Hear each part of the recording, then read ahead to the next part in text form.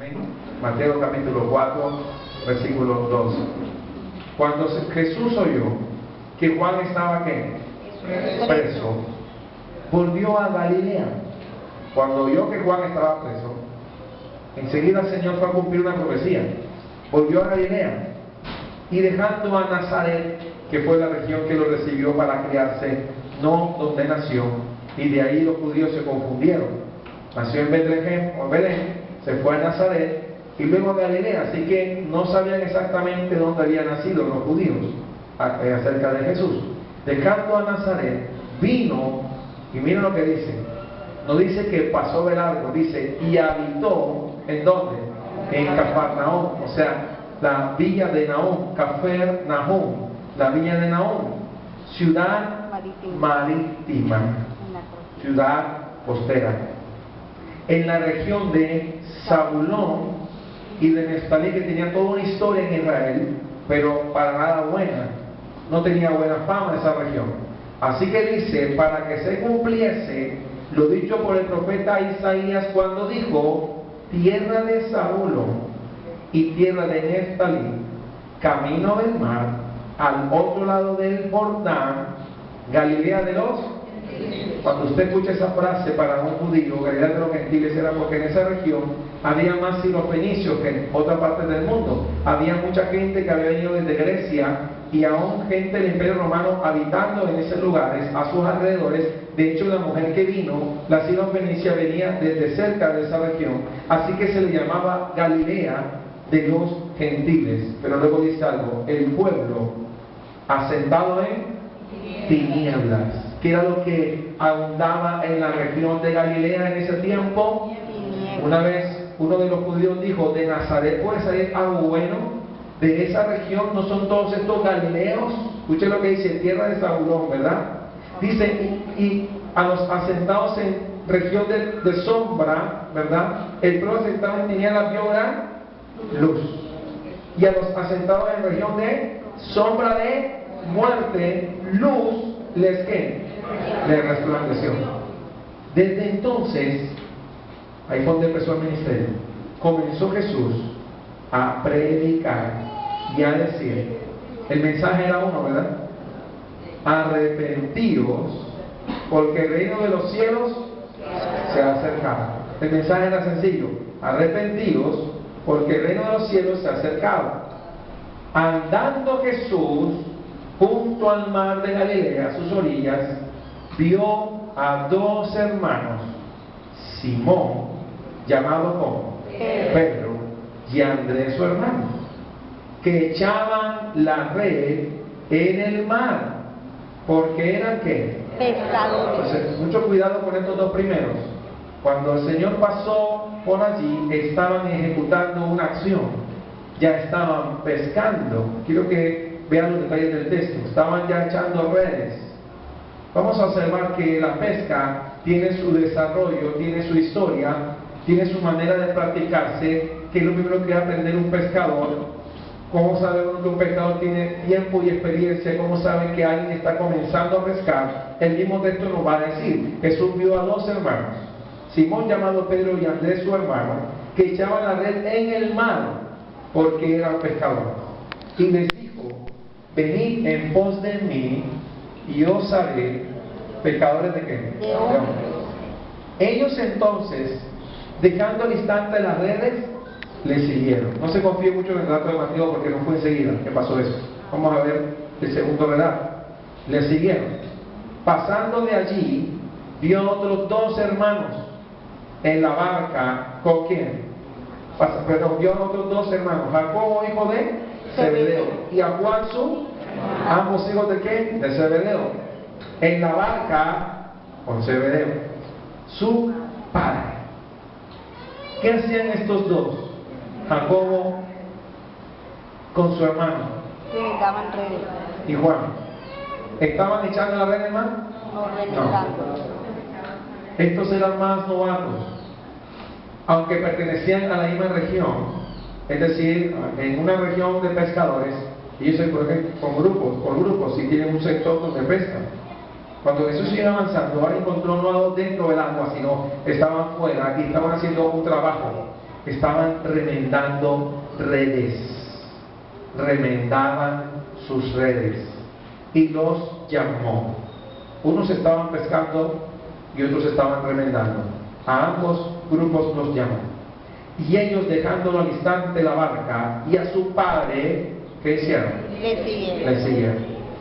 Y recorrió Jesús toda Galilea, enseñando en la sinagoga de ellos y predicando el evangelio del reino y sanando toda dolencia en el pueblo. Y se difundió su fama por toda Siria, y le trajeron todos los que tenían dolencias, los afligidos por diversas enfermedades y tormentos, los endemoniados, lunáticos y paralíticos, y los sanó. Y le siguió mucha gente de Galilea, de Decápolis, que era una región de 10 ciudades, de Jerusalén, la capital religiosa de Israel, de Judea y del otro lado del Jordán. Ese es el resumen intermedio. Vamos a leer el relato más corto, que es el de Marcos, y quiero que estén atentos a que unos estaban en el mar ya echando la red y otros estaban remendando. Lo va a repetir Marcos capítulo 1, versículo 16 al 20. Vamos a avanzar un poquito allí. Marcos capítulo 1, versículo 16 al 20. Donde tenemos en esta porción de la palabra y estamos atentos a lo que dice el texto. Marcos capítulo 1, versículo 16 al 20. Andando junto al mar de Galilea, este relato es más corto, vio a Simón y a Andrés, su hermano, que echaban la red en el mar. No se equivoca el relato en el sentido de que confirma de que Simón y Andrés estaban en el mar echando la red, porque eran pescadores. Y les dijo Jesús: venid en pos de mí, y haré que seáis pescadores de hombres.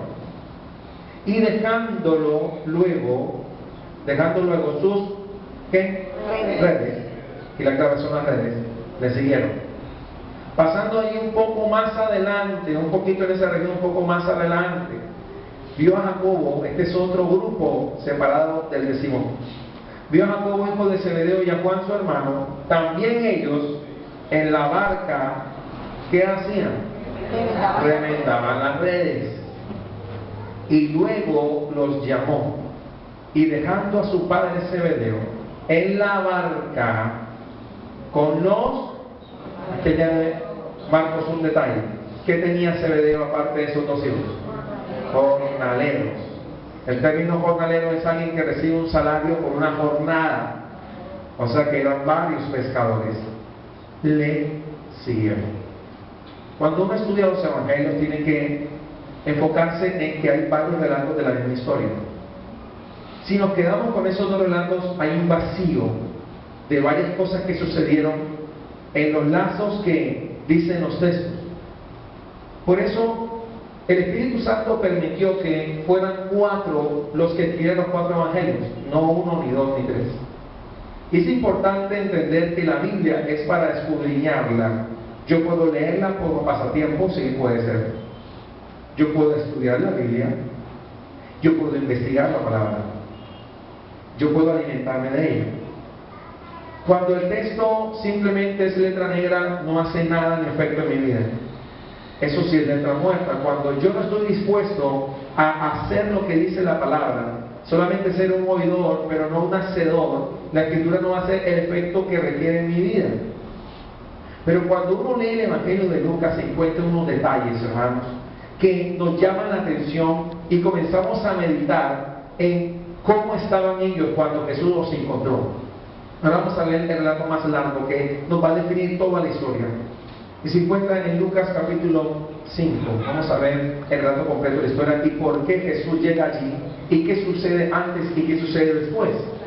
En Lucas capítulo 5, a la altura del versículo 1, vamos a estar todos ahí en ese pasaje, narra algo que no narra ni Mateo ni Marcos.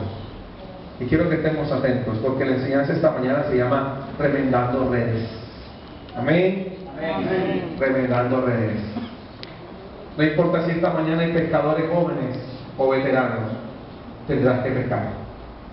No importa si eres alguien que llegó a Cristo hace una semana o si eres un creyente de hace 30 años, tendrás que pescar. porque ambos grupos necesitan hacer un trabajo primero con sus redes. Aconteció que estando Jesús junto al lago de Genesaret, ahora nos ubica geográficamente el evangelista Lucas, nos va a relatar unos detalles, tanto geográficos, cronológicos, como de situaciones. Aconteció que estando Jesús junto al lago de Genesaret, que era el nombre original del lago, ¿verdad? El gentío, y ojo la expresión que usa Lucas, el gentío, cuando uno habla, uno dice, ay, que gentío en el centro, uno está hablando de manera, digamos, agradable. Usted dice, que gentío, ¿qué está diciendo ahí? ¿Lo están qué? ¿Acosando? ¿Qué más? Incomodando. Es como ir un 24 de diciembre a Paseo Bolívar. Usted no va a decir, uy, qué gentío. Usted va a decir, ay, qué gentío. Usted dice, qué gentío. Y te cae el sudor, te cae vamos llevando mango y te cae el agua de mango, es decir, te cae el agua de pescado. Y tú lo vas a decir sin una expresión, porque Lucas está expresando de que había demasiada gente. El gentío se agolpaba sobre él. Pero escuchen, ¿para qué? Para oír la palabra de Dios. Lastimosamente hoy en día en las iglesias, mucha gente no se está agolpando a oír la palabra de Dios, sino a oír el mensaje de alguien o la vida de alguien. Y por eso Pablo dice en sus cartas que no nos predicamos a nosotros mismos, aunque hay muchos que se predican a sí mismos y hablan más de ellos que de Cristo, hablan más de sus esfuerzos personales que de la obra del Señor. Así que la gente se agolpaba en masa para oír la palabra de quién, de Dios. ¿Para qué tú estás en esta mañana? Para oír la palabra de Dios. Ahora no tengo problema si te parece aburrida, tendrás que escucharla porque es la palabra de Dios. Escucha bien lo que dice. Y vio, aquí hay un detalle que no dicen los demás, vio dos barcas que estaban cerca de la orilla del lago.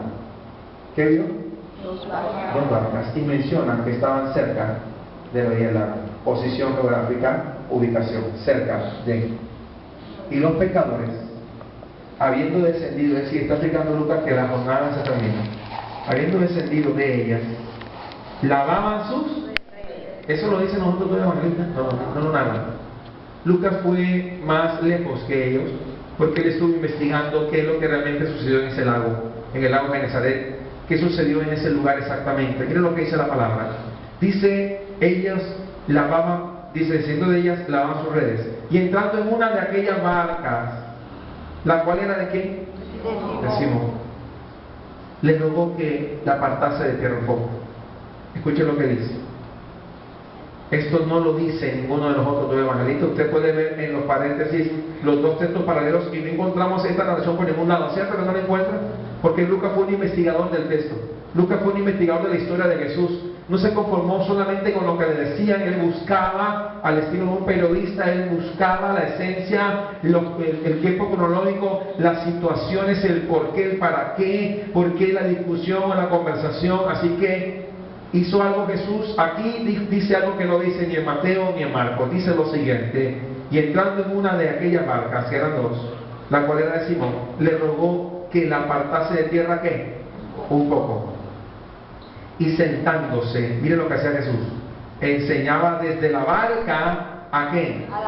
O sea, usó la barca como un mecanismo para llevar la palabra, es decir, apartarse un poquito para que la brisa marina llevase su voz un poquito más allá.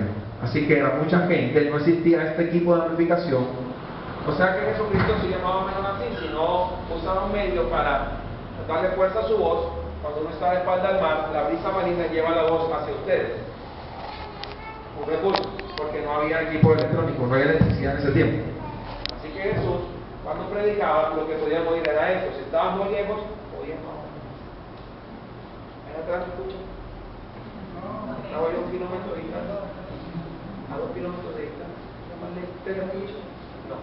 Entonces el Señor lo que utilizaba era el medio acústico para que su enseñanza llegase a ese gentío que le rodeaba para oír la palabra de Dios. Pero miren lo que sucede.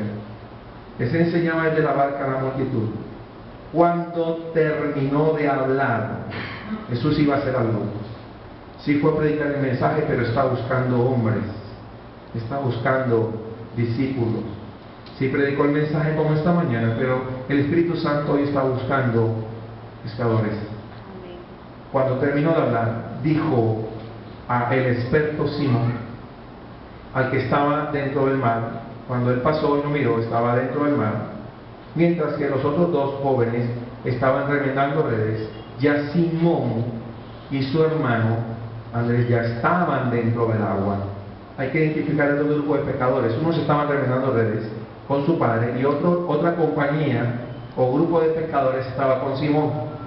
Así que le dijo a Simón el experto: boga mar adentro. Eso para nosotros no tiene ningún significado, pero para un pescador que había estado en la jornada, que había tenido la jornada, que se había acabado de bajar de la barca y había escuchado la enseñanza, eso para él era cuestionarlo.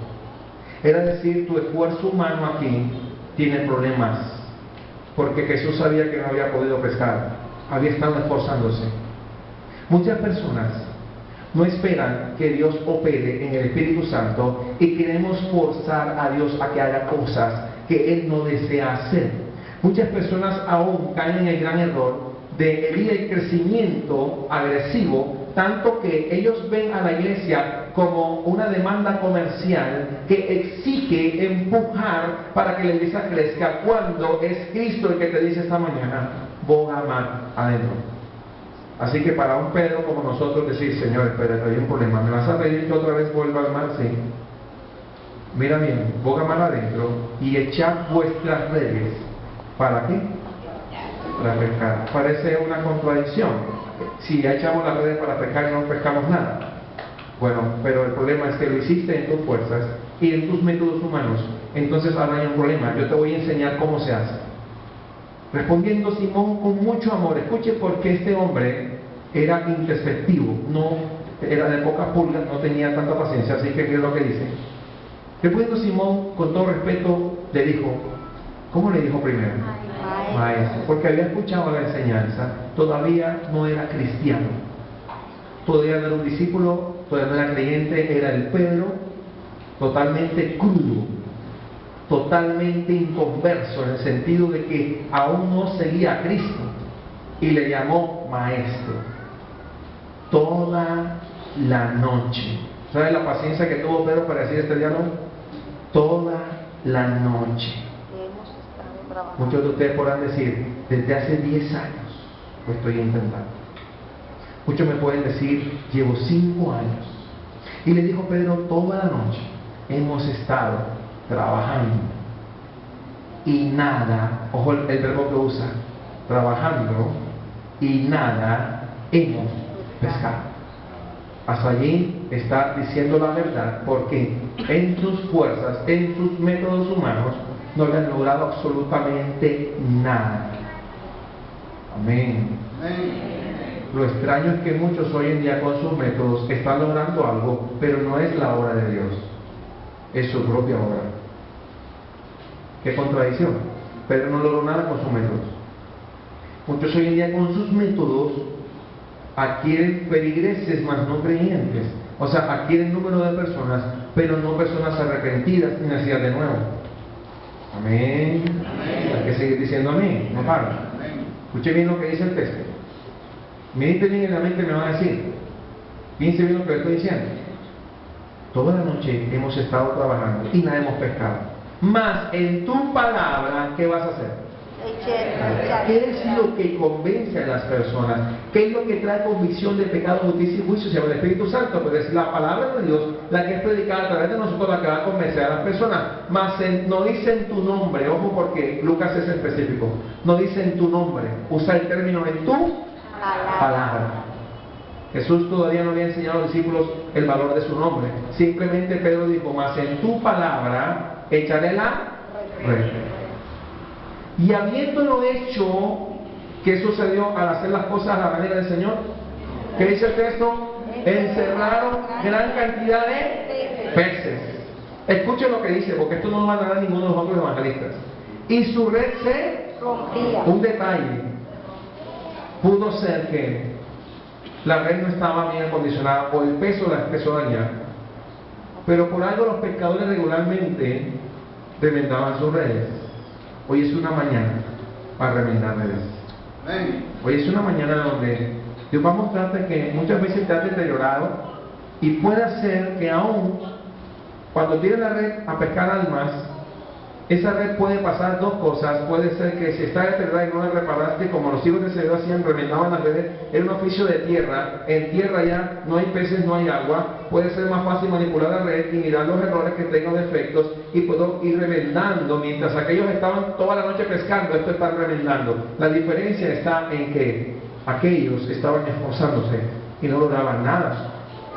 Entonces mira lo que dice: será una gran cantidad de peces. Escucha lo que dice después: y su red se rompía. Entonces hicieron señas a los compañeros que estaban en la otra barca, ya había observado dos barcas, para que viniesen a qué, ayudarles. ¿Sabes que necesitamos ayuda para esas barcas? ¿Sabes que necesitamos más hombres y mujeres con más redes para esa ayuda de almas? ¿Sabes que lo haremos a la manera de Dios y no la nuestra? Pero hay que hacer un trabajo para Dios. No podemos caer en inutilidad, en inmovilidad, porque diciendo la excusa de que Dios va a hacer todo. Sí, Él hace la obra, pero tú tienes que ir a la mar y tienes que echar la red. Amén. Entonces mira lo que dice la palabra. Viendo esto, bueno, antes de eso dice: y vinieron y llenaron ambas barcas de tal manera que se hundían. Viendo esto, Simón, Pedro, ¿qué es lo primero que hace Pedro? Cayó de rodillas. Pero Mateo y Marcos nos dicen que enseguida le siguieron. ¿Por qué obviaron esta escena? No puedo obviarla. ¿Qué experimentó Pedro cuando vio esa gran cantidad de peces y viendo que era un pescador experto y que en sus métodos no había pescado nada, y que ahora Jesús dijo: ponga mar adentro, echa la red, y ahora había caído gran cantidad de peces? Lo único que reconoció fue: este tiene que ser el Señor. ¿Qué es lo que una persona necesita para ser un cristiano? Necesita reconocer que Jesucristo es el Hijo de Dios. Necesita arrepentirse y convertirse. Si no pasa eso, no eres un creyente. Es crudo, es difícil, pero es la verdad. Es lo que dice la Escritura. Enseguida Pedro dice, ¿qué hizo? Cayó de rodillas ante Jesús, diciendo, ahora no le dice maestro, le dice: apártate de mí, Señor. Ojo a las dos expresiones. La primera, cuando no había tenido esa experiencia, le dice maestro. Ahora le dice de rodillas, le dice lo siguiente: apártate de mí, Señor. Porque soy hombre, ¿qué fue lo primero que reconoció Pedro en su vida? Que era un pecador. ¿Qué es lo primero que un cristiano debe reconocer en su vida? Que es un pecador. Si eso no sucede, no hay cristianismo realmente. Suena crudo, pero es el texto que está hablando. Porque por la pesca que habían hecho, escucha lo que dice el texto: el temor se había apoderado de él y de todos los que estaban con él. Nunca habían visto una pesca así en toda su vida. Y asimismo, escuche ahora quienes aparecen: de Jacobo y Juan, hijos de... O sea que esto que sucedió unió estas dos mini empresas pesqueras en un solo proyecto, porque pescaban aparte, ahora están juntos para ayudarse, y ahora la pesca grande hace que todos reconozcan algo que los otros evangelistas no nos narran.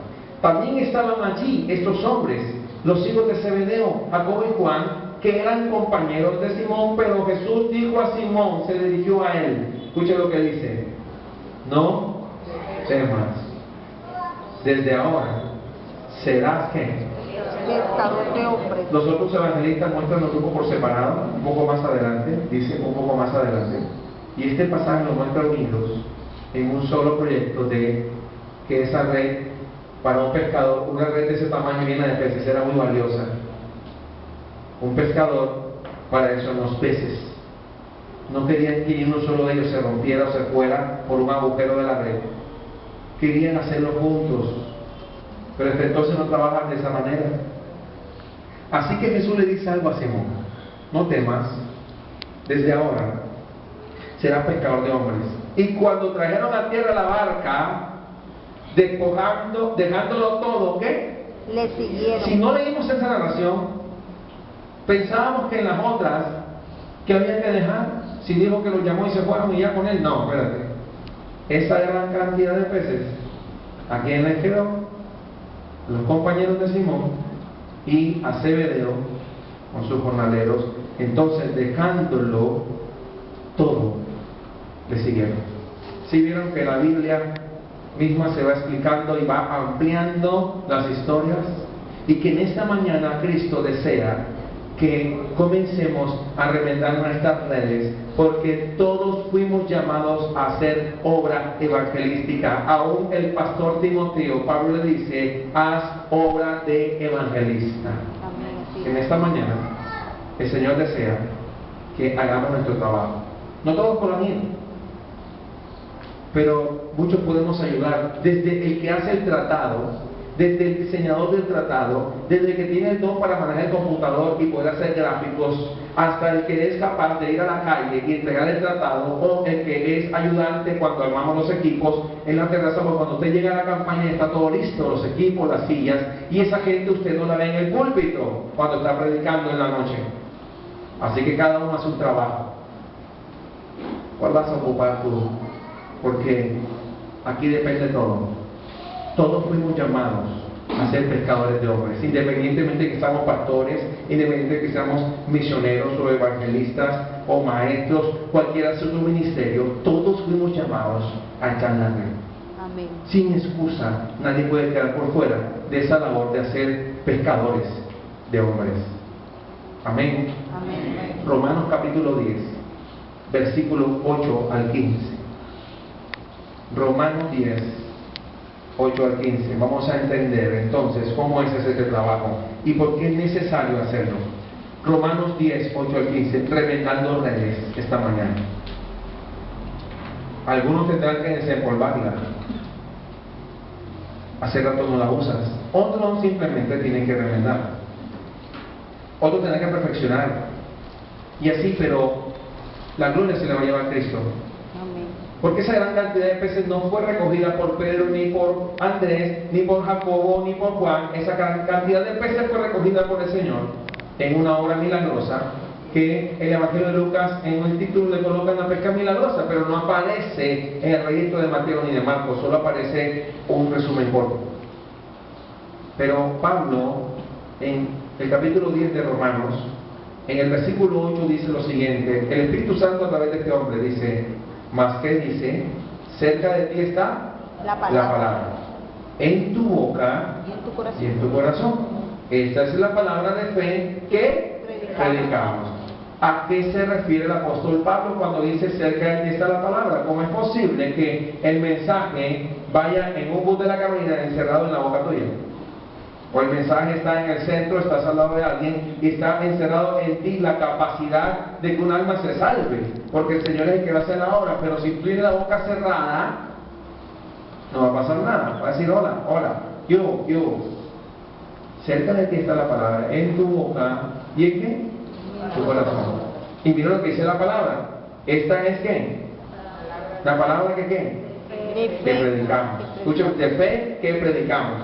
Que si confesares con tu Boca. vamos a ver un resumen del Evangelio. Que si confesares con tu boca que Jesús es Él, Señor. porque primero Pedro le dijo maestro, pero luego Señor, apártate de mí, Señor. Que si confesares con tu boca, ¿verdad? Que qué, perdón, que si confesares con tu boca que Jesús es Señor y creyeres en tu Corazón. ¿qué vas a creer? Que Cristo es mi Dos Señor. aspectos básicos del Evangelio. Si no los tienes, estás mal. Tienes que creer, tienes que con tu boca confesar que Jesús es el Señor. Escucha lo que dice el texto.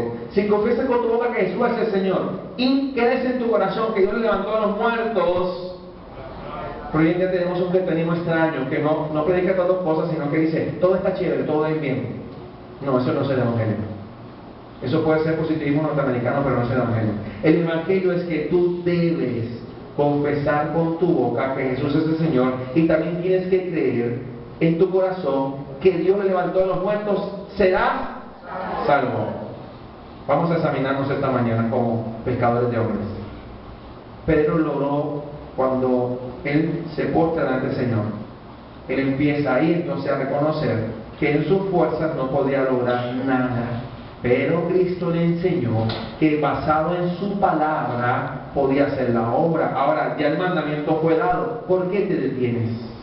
Un día se le dijo eso al apóstol Pablo. Ahora pues, ¿por qué te detienes?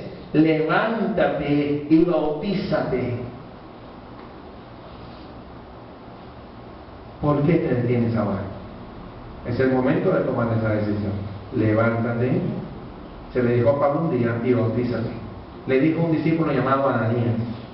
Pablo está diciendo que el Evangelio se resume en dos cosas: que si tú confiesas con tu boca que Jesucristo es el Señor, y crees en tu corazón que Dios le levantó de los muertos, entonces serás salvo.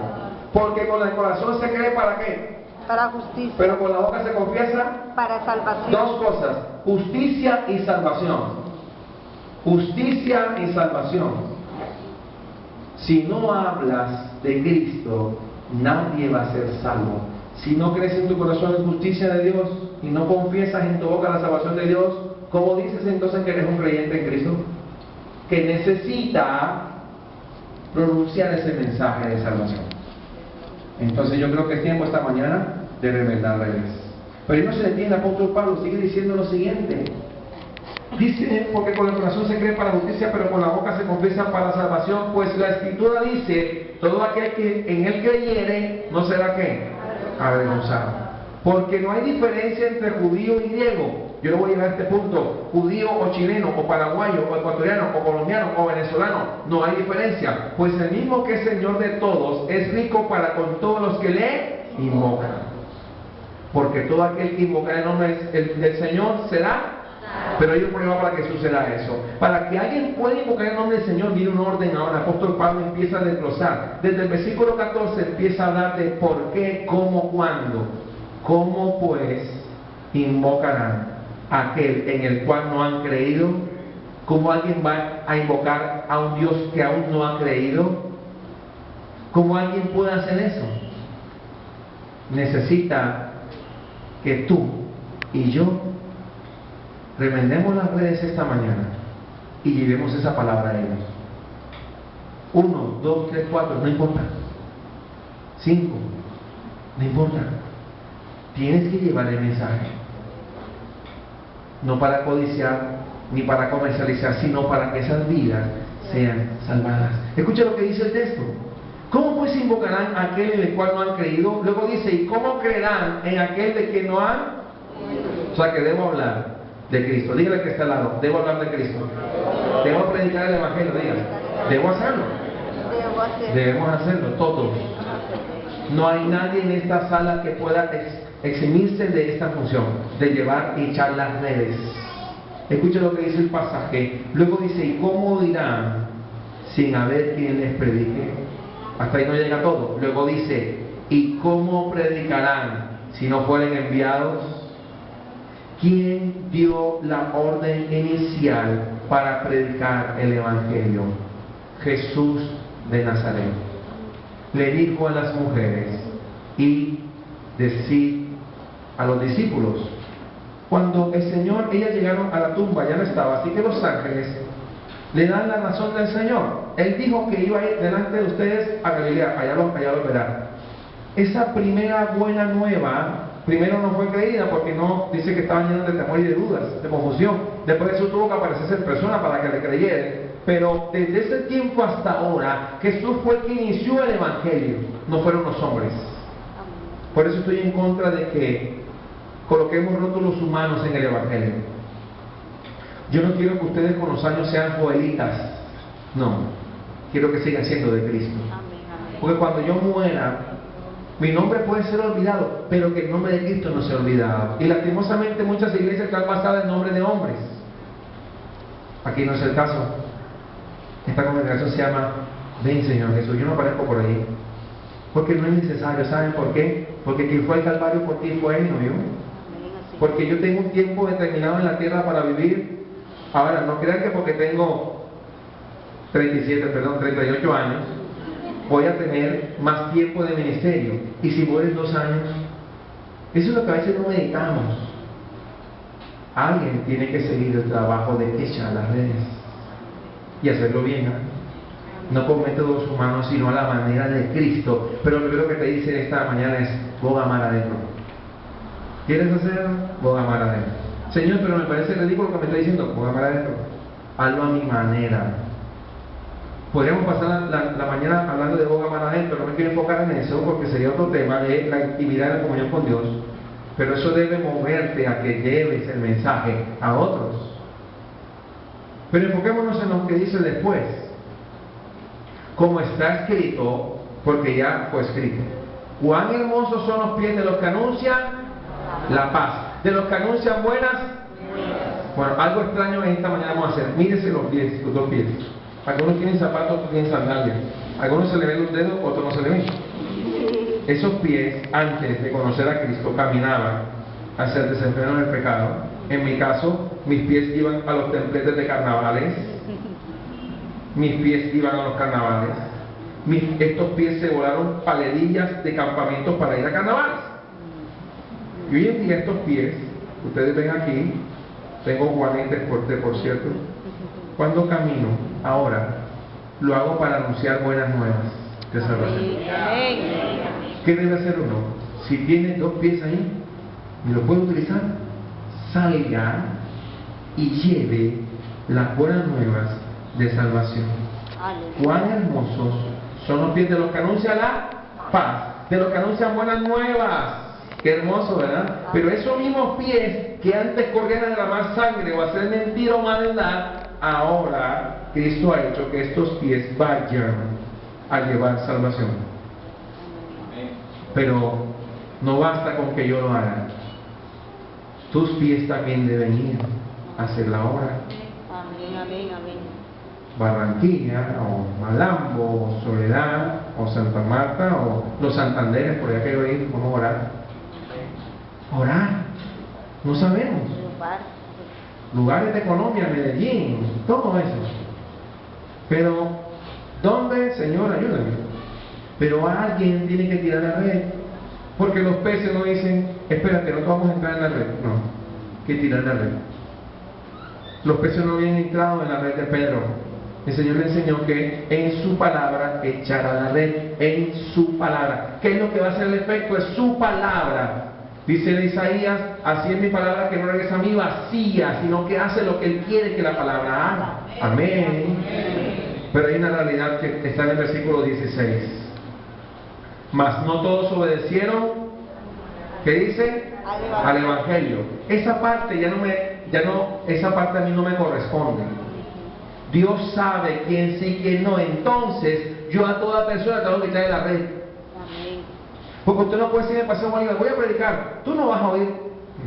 Y que está allá, ¿no? Porque al contrario, miren, un pastor en Cincelejo hizo un estudio y él se dio cuenta que en las campañas evangelísticas se convertía en vendedor de guarapo, el que vendía arepas, más que la gente que iba a ver.